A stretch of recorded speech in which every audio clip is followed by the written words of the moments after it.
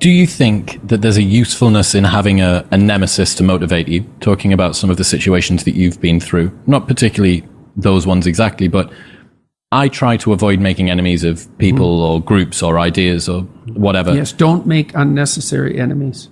But there is an extra level of fire that gets lit underneath you when you're going up against someone, and I miss it sometimes. There's a price that you pay for peace. Yeah, well, then you just have to look at yourself harder and find the nemesis, because it's there all the time, right? I mean, there's always parts of yourself that you can overcome. And so that's William James' moral equivalent to war, essentially.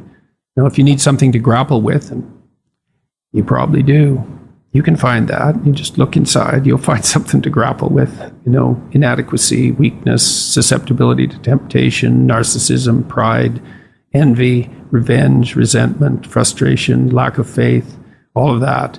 That'll keep you occupied if you really grapple with it. And yeah, I mean, that's an ancient theological question. What's up with the devil? Why does the possibility of evil exist? Why is there an eternal adversary? You see that reflected in Cain and Abel, right? At the beginning of the Genesis stories, essentially. The first two human beings are good set against an adversary. And that's what opens history, that story. You think, well, why would God construct a reality where an adversary exists? And maybe it's because all things considered, a world with an adversary is a better world, just like a garden with a snake in it is a better garden. These things aren't easy to understand. No snake, no necessity to contend with snakes. Right, so why be awake at all? No adversary, no challenge. Why be challenged? Because maybe you're better for the challenge. And maybe that's the challenge, to see if you can be better for the challenge. But that should be internal. Well, fundamentally, if it isn't, you'll find it externally, because you'll demonize someone to turn them into Satan so that you can find an adversary. And then that's very unfortunate for you and for them. That's and the problem. It's just not as big a battle. It's like you battle with someone external who's malevolent, let's say, or you think they are, and usually you've got that mostly wrong, but not always. But if the battle is inside, which is where it's supposed to be, most fundamentally, then it's it is the ultimate challenge. And that's the infinite game. Mm-hmm. The external one is battle between good and evil on a playing field of chaos and order. That's the eternal game. And, you can play that out in the external world, but part of what the religious enterprise is about, and the Christians have really contributed to this, is the notion that sacred battle is fundamentally spiritual, which is to say, in some sense, fundamentally psychological. It's to be fought on the battleground of the soul, internally. It's a subjective issue. How do you defeat evil? You defeat the evil in your own heart. That is how you do it.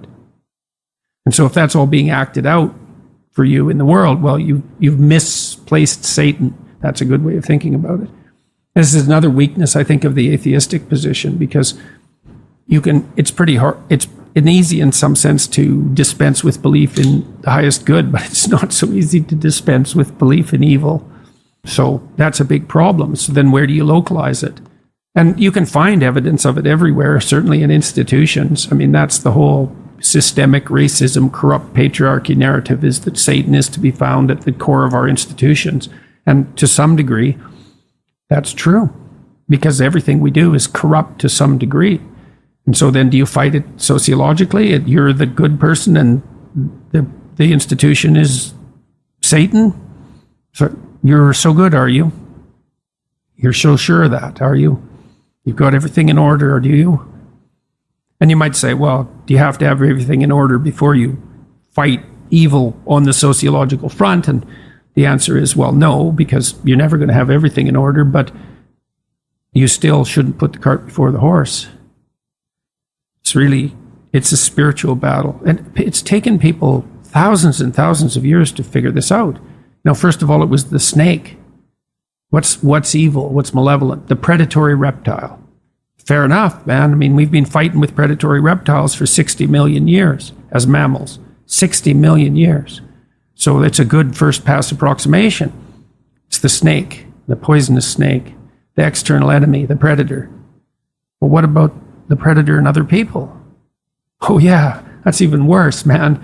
It's like how predators are one thing, but predatory people, other tribes, man, they're brutal. They're brutal.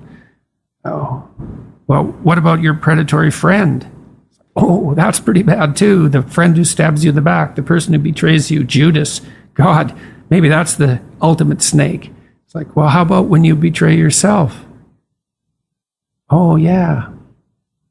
So you want to see there's this association that's very strange that occurred in the development of Christian thought between the snake in the Garden of Eden and Satan. There's no indication in the original story that the snake has anything to do with the Lord of all evil. It's a very weird conclusion that's been drawn. It's almost extra biblical because there's almost no mention of Satan in the Bible at all, much less any direct connection between the serpent and Satan. It's a very, very strange idea, but it's part of this psychologization of evil.